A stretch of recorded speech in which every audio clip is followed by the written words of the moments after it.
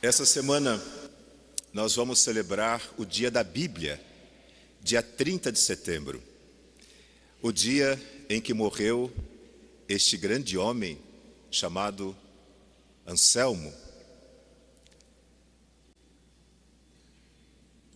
Jerônimo, São Jerônimo. Jerônimo, homem de uma família muito rica, teve a oportunidade de estudar.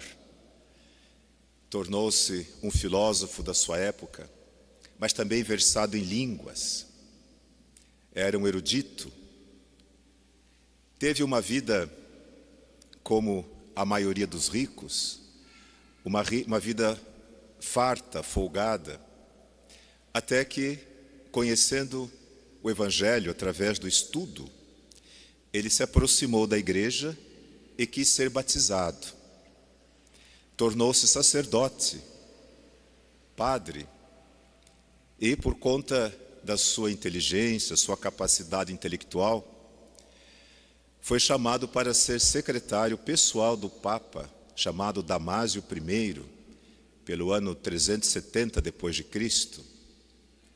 O Papa percebeu a sua grande capacidade e por isso pediu a ele que traduzisse os antigos textos da língua hebraica e grega para o latim. Até aquela época, os padres tinham que estudar estas línguas, que já não se falavam mais, para poder interpretar os textos. O povo, então, não tinha acesso nenhum. Esse Papa pediu, então, que ele fizesse esse esforço de traduzir os antigos textos para o latim, que era a língua comum na época. Ele gastou 32 anos da sua vida e se tornou, de uma certa forma, obcecado pela tradução dos textos. A palavra obcecado vem do latim, eu fiz questão de usar, porque obcecado significa ficar cego. Ele se dedicou tanto ao estudo, à tradução, que ele se tornou cego para outras coisas. Ele praticamente não comia. Ele se incomodava quando alguém interrompia os seus estudos para lhe oferecer comida. Tinha um gênio difícil. Isso é muito importante, porque a gente acha que os santos sempre são muito bonzinhos. Ele tinha um gênio difícil. Conta-se que certa vez ele estava num convento estudando e as freiras trouxeram uma bandeja de comida para ele no final do dia. Ele jogou a bandeja em cima delas. Ele queria paz para poder trabalhar. Então ele se refugiou no mosteiro, num deserto, mas também ali era incomodado. Preferiu ir para uma caverna, uma gruta, no deserto. E ali passou os últimos anos da sua vida. Então as pessoas deixavam cesta de comida para ele na entrada da gruta, e ele dizia, comida não, velas, velas, porque era muito escuro no fundo da gruta. Ele queria trabalhar. Ficou cego, morreu cego. Por isso eu usei a palavra obcecado. Quando a gente se deixa obcecar por uma ideia, por um ideal. E no dia 30 nós celebramos então a sua morte. Ele é que favoreceu de tal forma que hoje pudéssemos ler os textos antigos. 30 anos de estudo, ele foi atrás de cada um dos pergaminhos e nós temos aqui. A vocação é um chamado de Deus para que possamos realizar uma missão nessa vida. Como nós a faremos, dependerá de nós. Mas é muito interessante ver como algumas pessoas conseguem focar naquilo que dá sentido à sua vida. E todo o resto fica de lado, porque ela tem um objetivo, sua vida tem um sentido. Nós, os cristãos, também temos o sentido na vida, é a eternidade. Nós buscamos nesse mundo a eternidade, que, como disse São Paulo hoje, na segunda leitura, só em Cristo se pode encontrar.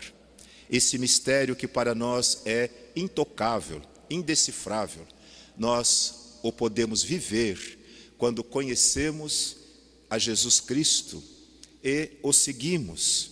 Então nós fazemos parte do mistério da sua vida, que já é uma antecipação da eternidade.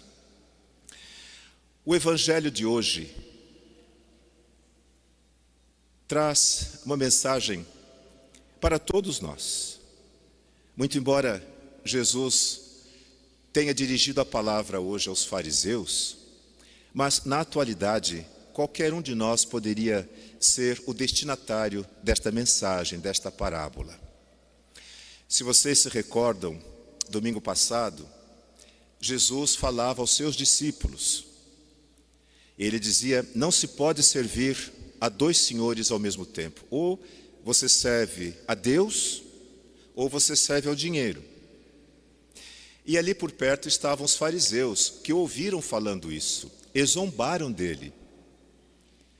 Os fariseus, nós bem os conhecemos, esses homens que estudavam durante muitos anos para se tornarem doutores da lei. Usavam roupas especiais para serem distintos na multidão, no meio do povo. A palavra fariseu significa separado. Então, eles eram muito apegados à lei, ao rigor da lei. E foram eles que, durante todo o ministério público de Jesus, o perseguiram. E quando Jesus finalmente foi chamado ao sinédrio para ser julgado, foram estes homens que deram falso testemunho contra ele.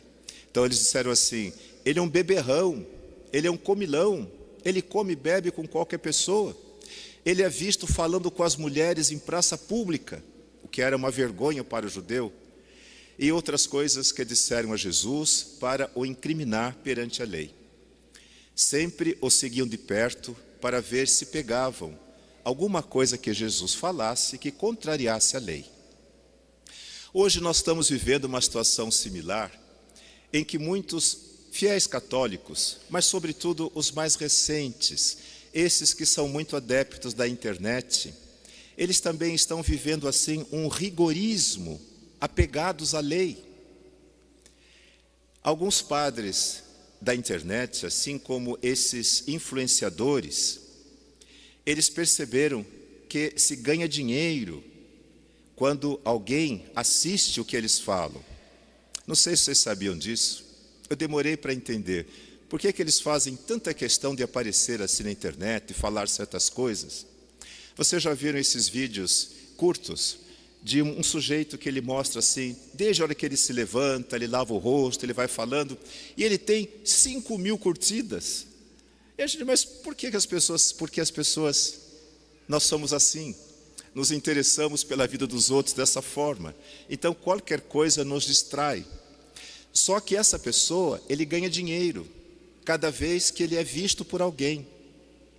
A internet sabe que nós estamos olhando para aquele vídeo, então aquela pessoa ganha dinheiro. Assim também, infelizmente, muitos padres que se tornaram populares, eles ganham dinheiro quando eles são assistidos e quando a pessoa dá um like, eles ganham dinheiro.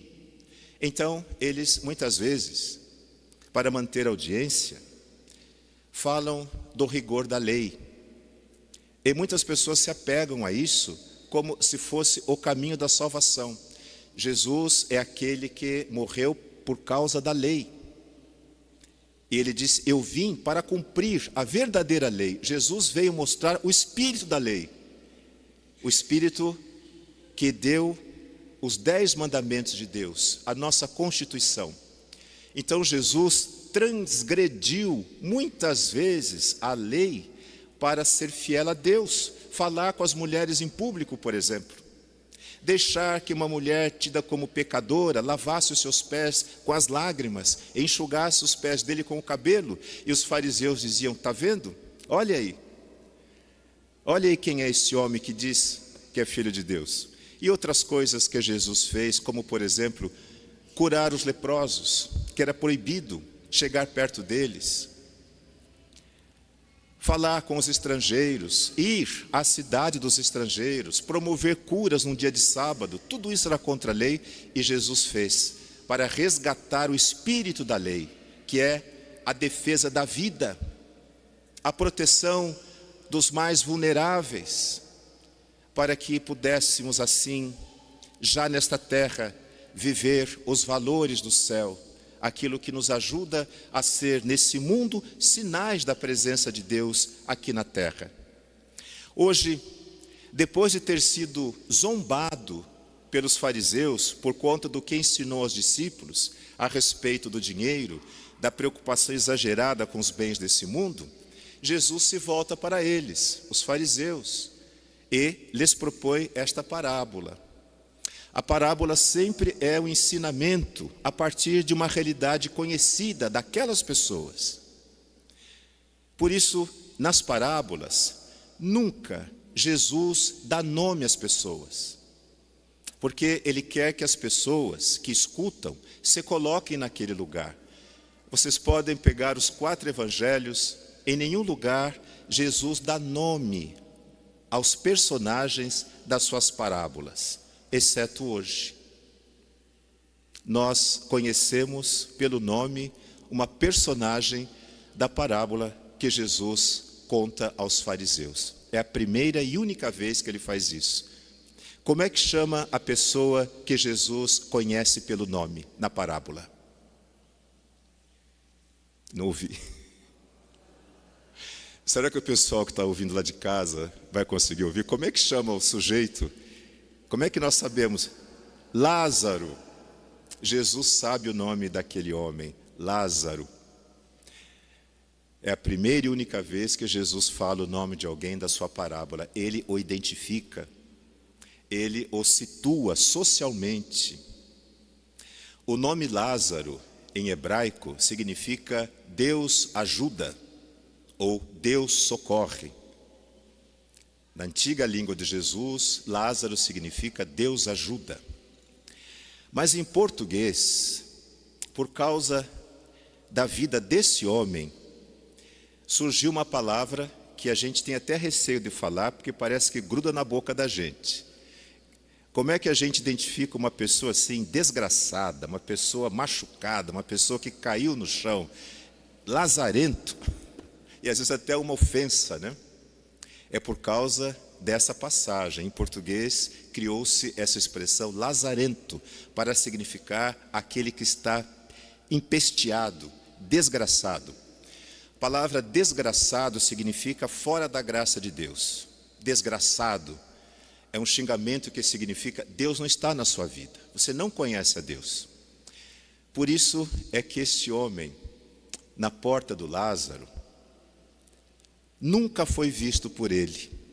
Porque a lei dizia assim: quem é pobre, quem é doente, quem está contaminado e feridas, é porque é desgraçado, foi amaldiçoado por Deus. Era a lei. Então o rico, cumprindo a lei, não cuidou do pobre na sua porta. Quem fez essa lei? Os homens, os ricos, aqueles que se assentavam no sinédrio, que era o grande parlamento e o judiciário dos judeus. Eles faziam a lei, eles julgavam as pessoas pela lei que eles tinham feito e levavam ao rei para sancionar a lei. É por isso que naquela noite, depois de terem julgado Jesus e o condenado, precisaram levá-lo ao rei Herodes, para que o rei Herodes executasse a lei. E Herodes, covarde, fraco, tíbio, fantoche, lá, não tem nada a ver com esse homem, manda para Pilatos. Pilatos lava as mãos. O poder, quando se omite, ele é motivo de vergonha e provoca injustiça, porque as pessoas olham para os poderosos, olham para os que têm poder para mediarem as suas ações. Quando os poderosos se emitem de fazer justiça, eles estão fazendo injustiça, estão promovendo o mal. É por isso que nós rezamos pelas nossas autoridades. Não significa que gostemos delas, não significa que concordamos com o que elas fazem, mas nós precisamos pedir a Deus que toque o coração delas, que as faça compreender que o que receberam nessa vida será cobrado deles um dia. Deus é justo. Nós ouvimos a primeira leitura, o profeta Amós. Amós vivia num tempo em que as classes muito distintas se separaram de uma forma irreconciliável. O profeta olha aquela situação com os olhos de Deus e ele previne as pessoas. Vocês que estão aí nas suas camas de marfim, tocando harpa. Vocês que ficam gastando o seu dinheiro com perfumes, unguentos caros. Mas não ligam para a sorte de José. Quem é José? O descendente de Abraão. Aquele que fugiu do Egito, o povo. Os que trabalham. Vocês não ligam para eles. A sua sorte está selada.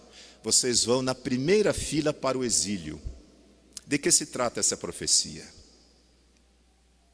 No ano 50, esse grande rei persa chamado Ciro invadiu e arrasou Jerusalém. Destruiu tudo o que encontrou. E os ricos, que eram de boa aparência, os mais fortes, as moças, foram levadas como escravos para a Babilônia e serviam nas casas dos nobres daquele país. A profecia se cumpriu. Eles não se preveniram, não se prepararam, e aqueles que eram senhores se tornaram escravos. O rei de Israel, a rainha, suas filhas, foram despidos das suas roupas completamente nus e tiveram que desfilar na frente dos exércitos, do povo, e as pessoas atiravam coisas neles. Eles foram avisados, mas o seu coração, tão endurecido por conta do seu desejo de satisfazer os seus prazeres, não foi capaz de perceber a ação de Deus em suas vidas. Hoje nos encontramos com Jesus, que olha para esta cena e tenta ajudar os fariseus, de tal maneira que possam se converter diante de uma realidade, esta que é uma realidade imbatível. A morte a todos acompanhará. Ninguém pode escapar da morte. E a morte nos igualará a todos perante Deus. E Jesus vai dizer, a vida eterna, ela depende desse breve momento de existência que nós temos nesse mundo. E eu quero chamar a atenção porque a leitura, ela nos incomoda, ou deve nos incomodar. O rico provavelmente era um homem religioso. Ele estava seguindo a lei da sua religião. Tanto é que ele chama Abraão, quando ele vê, ele reconhece Abraão. Chama de pai. Assim que os judeus chamam Abraão, nosso pai Abraão. E nós também na nossa liturgia, muitas vezes nos referimos a Abraão como nosso pai. Por quê? Porque foi Abraão o primeiro a reconhecer os sinais do Deus único. No mundo que era marcado por divindades, ídolos, Abraão foi aquele que reconheceu os sinais do Deus verdadeiro e foi fiel a Deus. Lembram-se daquela cena em que Deus pede ele um sacrifício e ele vai matar o próprio filho? Ele colocou servir a Deus acima das suas emoções, dos seus instintos. E é claro que Deus não permitiria. E por isso ele é chamado o amigo de Deus, o fiel. E para os judeus, é ele que está à porta do paraíso, para receber aqueles que foram salvos. Nós, os católicos, temos um patriarca também. Temos São José, naturalmente, patriarca da igreja, mas temos alguém que está à porta do céu para nos esperar. Como é que ele chama? Pedro, né? Segundo a nossa tradição, ele que vai abrir a porta para nós no céu. Então é como se o rico, se fosse um católico, visse São Pedro na porta do céu. Vai dizer, Pedro, São Pedro, abre a porta para mim. Essa conversa que ele tem com Abraão. Ele sabe quem é Abraão. Portanto, ele tinha religião. Mas ele não foi capaz de ser humano. E isso o impediu de fazer para si o caminho para a eternidade.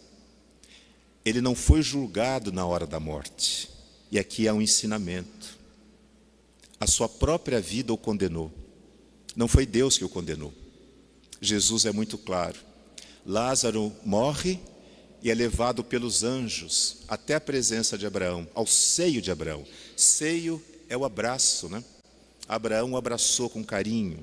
Foi levado para os braços de Abraão. O rico não, o rico morreu e foi enterrado. Foi o destino que ele escolheu para si. Nenhum dos dois é julgado de forma moral ou ética. Não sabemos se o rico era uma pessoa boa ou ruim. Não sabemos se Lázaro era um pobre, bom ou ruim, se falava palavrão. Nada disso contou. O fato de Jesus saber o nome de Lázaro provavelmente significa que aquele homem muitas vezes clamou a Deus e Deus o conhecia. Às vezes nós temos essa tentação de falar a Deus na nossa cabeça ou de praticar uma religião que para nós parece correta, mas a gente não dá tempo de Deus falar conosco. Então, o que muitas vezes nós escutamos é o eco dos nossos próprios pensamentos. É o reflexo da cultura que nós estamos vivendo. Então nós estamos achando assim, está tudo certo, porque é isso que o mundo valoriza. É isso que as pessoas que eu estimo fazem. Então, por exemplo, uma coisa tão simples, mas os pais que dizem que conseguiram pegar do mercado uma coisa sem pagar, e eles entram no carro rindo, é uma experiência que eu pude presenciar. Eles entram no carro porque pegou alguma coisa do mercado, não foi contado, então entra, olha, e a criança vê aquilo, e aquilo é um testemunho para ela. Ser esperto nesse mundo, levar vantagem. E quando um jovem vê um jogador de futebol levando uma vida absolutamente desregrada, alguns jogadores de futebol são presos, estão encarcerados porque estupraram. E eles gastam seu dinheiro com esses carros. E eles compram casas, mansões em cima de mansões. E é isso que os jovens veem como modelo de vida. Então, quando eles estão nesse caminho também, e eles são obrigados a fazer tudo para conquistar, eles acham que estão certos. Porque os que antes deles fizeram essas coisas têm sucesso nesse mundo, estão nas páginas das revistas, nas capas, estão na internet, então eles acham isso que é o certo. Mas não é. Não é. No fim, a nossa humanidade é que dirá quem nós somos. Se o rico tivesse feito o bem àquele homem na sua porta, mesmo que não tivesse por ele consideração, mesmo que não gostasse dele, vocês sabem que os moradores de rua cheiram mal. Eles fazem as necessidades no próprio corpo. E algumas pessoas têm aversão de estar perto deles por conta das loucuras. Então, ainda que esse homem tivesse ajudado o pobre, não por caridade, não por amor fraterno, mas por saber que disso dependeria a sua eternidade, ele teria sido salvo. Nós ouvimos isso no evangelho passado. Aquele administrador infiel, ele fez amigos nesse mundo com dinheiro injusto. Não é porque ele era bonzinho, porque ele temia ser punido pelo patrão. Então ele fez o bem. Então, ainda que a gente não tenha no coração bondade, desejo de ajudar os outros, a religião nos ajuda a fazer o bem. Nós precisamos aprender essas coisas. Deus sabe que nós somos assim. Muitas vezes nós somos egoístas, somos capazes de fazer coisas perversas, de mentir, de enganar, de trair. Mas nós precisamos buscar a verdade. E a religião que toca o nosso coração, que nos incomoda, que nos obriga a olhar para o outro, que nos obriga a colocar em Deus a nossa esperança acima de qualquer outra coisa, esta religião é verdadeira e nós devemos seguir e ser fiéis a ela. Talvez o maior pecado da nossa geração seja a indiferença com que nós tratamos as coisas. Tanto faz, a gente não liga, desde que esteja tudo bem. O rico, mesmo diante daquela situação terrível, não tem um pensamento para o outro, para alguém que está fora da sua bolha. Ele só pensa na sua própria família, na sua classe social. E a gente pode dizer assim, há pessoas que só se interessam pelo seu partido político, pessoas que só se interessam pela sua classe social, pessoas que não querem sequer estar com os outros no aeroporto, porque hoje no aeroporto um pobre pode comprar uma passagem pelo cartão de crédito e viajar na classe econômica, e lá na frente tem uma pessoa rica que gasta um dinheirão para viajar na primeira classe, então ele não quer de maneira alguma se encontrar, cruzar com uma pessoa pobre no aeroporto, não quer se encontrar com um pobre na praia, e assim por diante. A pessoa acaba construindo para si uma armadura, mas que a sufoca, tira dela a sua humanidade e faz com que ela tenha julgamento sobre os outros, e vai dizer, o pobre é vagabundo, o pobre não trabalha porque não quer. E essas coisas que a gente escuta, quantas vezes o nosso pessoal que vai para a rua é criticado porque está dando comida para vagabundo, e eles escutam tudo, agradecem e continuam o seu trabalho. Nós não estamos aqui para agradar as pessoas, estamos aqui para servir a Deus, que conhece cada um de nós pelo nome, e é capaz de sofrer conosco a fome, a dor de uma doença, a impossibilidade de ser atendido num hospital porque não tem plano de saúde. Jesus mostrou que Deus está ali, sabe do que somos capazes, por isso continua confiando em nós.